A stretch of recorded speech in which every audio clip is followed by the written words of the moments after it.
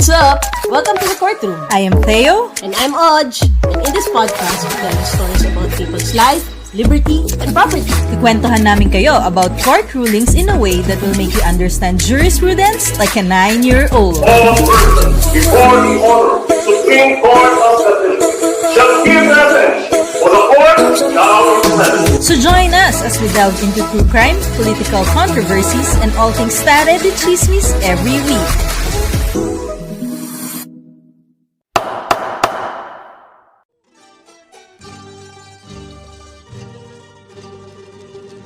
Isang gabi noong ika-26 ng Disyembre. Sige, sakto yung Tagalog mo. Siyam. Ang hirap pala. Hindi ko na ito panindigan, ang hirap. Sige, huwag na nga. December 26, 1909. Ayan. Naglalakad yung isang dalaga, si Concepcion Lat. Kasama niya yung manliligaw niya na si Ezekiel Castillo and others. And by others, I mean, hindi ibang manliligaw, pero yung iba pang kabataan. Kala ko dami niya manliligaw. Yung iba pang kabataan along the streets of Tanawan, Batangas. Walang ano-ano biglang may lumapit na binata sa kanilang grupo at hinalikan si Concepcion sa harap ng kanyang mga kasama. The shock is real nang nakita nilang si Jose P. Laurel pala yun, dating manliligaw ni Concepcion. Oh, may pagkapilyo pala si Laurel, Pero Close kayo, Laurel. Joke. So, pagkatapos niya naman nakawan ng halik si Concepcion, dali-dali naman siyang tumakbo pa uwi. Siyempre, hinabol siya ng mga kasama ni Concepcion, kaso di nila naabutan. Kiss and run incident pala to. Now, 2 nights after that incident, may event doon sa may parochial building sa bayan, attended by many of the residents of the town. Tadhana nga naman, nandun din ang magkaribal na si Ezekiel Castillo at Jose Laurel. So, from the 2 days ago kiss and run incident to the parochial building event, dito talaga nag-start yung lahat Lalo na dun sa event, yung nagkakasayahan sana yung mga tao, kaso may saksakan na palang naganap and meron na palang mga duguan. Ano ba nangyari? Not sure. Pero, contradicting yung story dito ni Ezekiel at saka ni Jose. As per Ezekiel, nasa event daw sila and nilapitan siya ng kapatid niyang si Roque. Sabi sa kanya, Jose wanted to speak with him daw para magpaliwanag kung ba't niya hinalikan si Concepcion. Siyempre, bumaba siya kasama yung kapatid niyang si Roque at kaibigan niyang si Primitivo. Ayos yung mga names, no? Halos kalahating oras daw sila nag-antay bago bumaba si Jose. Pagdating daw ni Jose, niyaya daw siya nito na lumayo para makapag-usap na silang dalawa lang. Kaso, bago daw magpaliwanag tong si Jose about dun sa stolen kiss incident, tinanong daw muna siya ni Jose kung totoo bang na kay Ezekiel yung mga sulat na binigay niya kay Concepcion. Sabi ni Ezekiel, as a gentleman, he was not obliged to answer the question. So, napikon daw tong si Jose sa sagot niya, kaya bigla na lang daw siya sinaksak using a pocket knife. Kung totoo yung kwento ni Ezekiel, nakakatakot mapikon si Jose.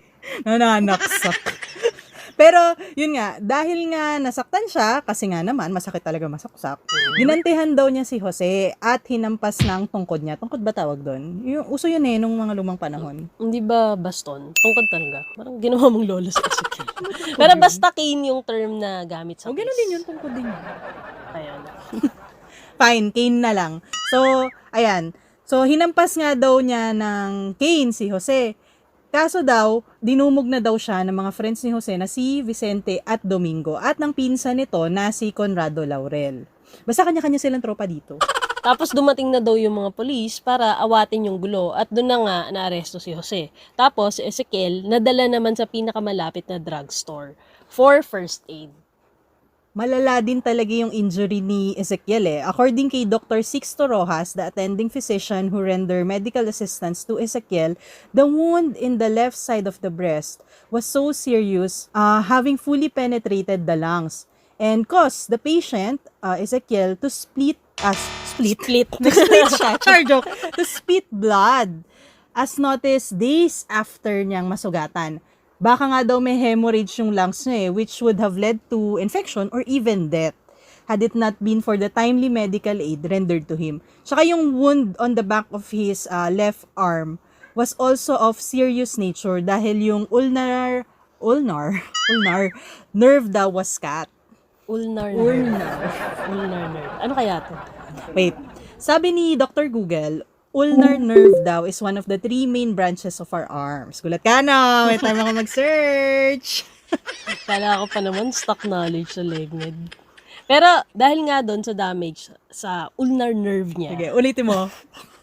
hirap ako sa R. Ulitin mo! The title and ring fingers of Ezekiel's left hand have been rendered permanently useless.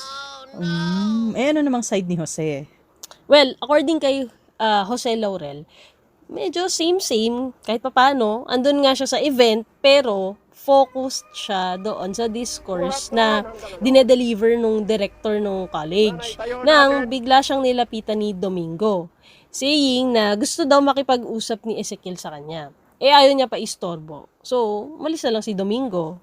Although maya-maya, si Alfredo naman, yung tumawag sa kanya, bearing the same message.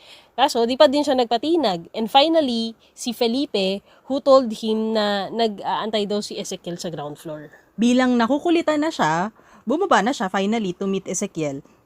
Niyaya daw siya nito to speak in private na sila lang. Nang makalayo, tinanong daw siya nito why he kissed his sweetheart. And ang sabi ni Jose, he has done so kasi very fickle and prodigal daw tong si Concepcion on her use of yes on all occasions. Use of yes. Baka sinagot siya one time tapos biglang hindi. Ewan ko. I don't know. Well, sabi daw sa kanya ni Ezekiel, he, meaning Jose, ought not to act that way. Afterwards daw, Ezekiel immediately struck him a blow on the head with a cane. Siyempre, nahilo daw tong si Jose at napaupo sa sahig. Sa takot niyang tuloy-tuloy pa din siyang i-assault ni Ezekiel, naglabas na daw siya ng pocket knife to defend himself. Kwento din niya kung ano ba talagang intensyon niya nung hinalikan niya si Concepcion. Sabi niya kasi 1 year daw siyang nanligaw kay Concepcion nang bigla siyang pinatigil nito nung nanligaw na si Ezekiel. Ayon kay Jose, tingin daw niya wala naman sa kanilang dalawa ni Ezekiel ang pakakasalan ni Concepcion. Kaya yun, kinis niya na lang. Okay. Ang pinaka-question kasi dito is, guilty nga ba si Jose Laurel and friends sa crime of frustrated murder? Aside from that, there are issues related to this question. With 2 contradicting stories, the court shall need to decide based on evidence and logic kung sino ba talaga sa dalawa ang nag-provoke kanino. Ezekiel ba o Laurel? Sino ba ang nagyayang magsuntukan?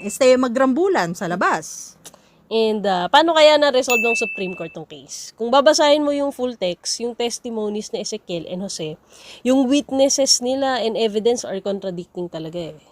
To find out the truth behind the conflicting stories, the court is forced to think kung sino ba kina Ezekiel at Jose ang aggrieved or offended with the act of the stolen kiss. Okay, so doon nag-start. Hindi ba si Concepcion yung aggrieved? Kasi siya yung ninakawan ng halik eh. Well, siya din. Pero bukod sa kanya, undoubtedly, si Ezekiel yung nadehado. Biruin mo na halikan ng iba yung nililigawan niya sa harap ng mga kakilala niya pa. So, by reasonable construction, it was him who is highly offended at the boldness of Jose, and he's the one na magdedemand syempre ng explanation for that offense. Sabi din ng court, based din sa kwento ni Ezekiel na naghintay siya for almost 30 minutes. Kung siya talaga yung pinatawag ni Jose para kausapin, bakit siya yung nag-aantay, di ba? Mas may sense yung story ni Jose kasi na-rationalize nun yung 30 minutes delay dahil nga dun sa 3 tao pa na pinadala ni Ezekiel para pababain siya. Kaya naman, Ezekiel, being the one seriously affected by the insult to his sweetheart Concepcion, must be held to be the one who brought the encounter between them ni Jose. Okay, so settle na tayo dun sa question. Kung sino ba talaga yung nag-invite to meet whom? Na si Ezekiel nga yung nag-invite kay Jose.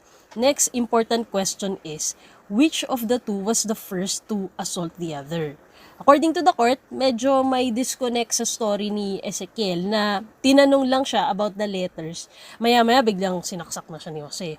The court gave more credence sa story ni Jose na kinasama ng loob ni Ezekiel nung tinawag niyang fickle and prodigal si Concepcion. Hence, the conclusion of the court is that the assault was commenced by Ezekiel too, who struck Jose with 2 blows of his cane, slightly injuring him on the head. And syempre, Jose, in self-defense, wounded Ezekiel with a pocket knife. Because of this, the court ruled that Jose Laurel committed no crime. He was exempted from all responsibility since the wounds he inflicted to Ezekiel was attended by the 3 requisites specified in the justifying circumstance of the penal code. Ayan, disclaimer since 1912 case to, medyo iba pa yung numbering ng provision sa full text. So, for the purpose of discussion, here on, we will be using the current numbering of the pertinent provisions of the revised penal code. So, ayan, sige, continue. So, yun nga. Acquitted daw si Jose kasi he acted on self-defense. Now, self-defense kasi is one of the justifying circumstance stated in the penal code or the revised penal code. When we say justifying, it means na yung act na nagawa mo does not incur criminal liability. Kasi nga, justified naman that you needed to do such action. According to Article 11 of the Revised Penal Code, may 6 justifying circumstance. Isa na dito ang self-defense or those who act in defense of his person or rights provided that 1. There is unlawful aggression, 2. That there is reasonable necessity of the means employed to prevent or repel it, and 3. There is lack of sufficient provocation on the part of the person defending himself. In this case, Jose's act during the altercation, yung pagsaksak niya kay Ezekiel using a pocket knife, is within the scope of self-defense. Meaning, yung 3 requisites under self-defense are all present. Firstly, kasi nga there was illegal aggression sa part ni Ezekiel Castillo. Ito yung nga yung pinukpok niya twice si Jose sa ulo using his cane. There being a lack of sufficient provocation on the part of Jose Laurel, who, as we have said kanina, did not provoke the fight, nor did he arrange the meet-up. Nananahimik siya sa taas at bigla lang siyang pinatawag ni Ezekiel, diba? And finally, since Jose only defended himself with a pocket knife against the assault made upon him with a cane, na deadly weapon din naman, so his act of stabbing Ezekiel is but a reasonable means to prevent or repel further injury caused by his attacker. Ibig sabihin, kinailangan talagang gawin ni Jose yung act na yon. Kasi hinahampas na siya eh. Hindi niya ba ide-defend yung sarili niya nun? Ikamatay niya pa yun if hindi siya nag-intervene. So, yun. Pati friends and cousin ni Jose were acquitted kasi nga they did not provoke the trouble naman nor did they take part in the invitation extended to Jose. They only acted in defense of their cousin when they saw that he was being assaulted twice, struck ni Ezekiel pa sa ulo, di ba? So, pinagtanggol lang naman nila. Yes, and as per the Supreme Court, yung action nila is at par with another justifying circumstance provided in the Penal Code, which is defense of a relative. So, defense of a relative at saka self-defense. Yun yung dalawang nabanggit. So, here, in defense of a relative, anyone who acts in defense of the person or rights of his spouse, ascendants, descendants, or legitimate natural or adopted brothers or sisters, or his relatives by affinity in the same degrees and those consanguinity within the 4th civil degree, provided that there is unlawful aggression, reasonable necessity of the means employed to prevent or repel it, and the provocation was given by the person attacked, that the one making defense had no part in. Kaya naman, the judgment was reversed and Jose and his friends and cousin were acquitted. If you guys like this audiogram, please listen to the full episode on Spotify or on your favorite podcast app, where you can hear our insights on this case. Again, this is Oj And Theo, leaving you with a reminder to always look back in history because precedent shall rule the future. Thank you for listening, and we'll see you again in the courtroom. Bye!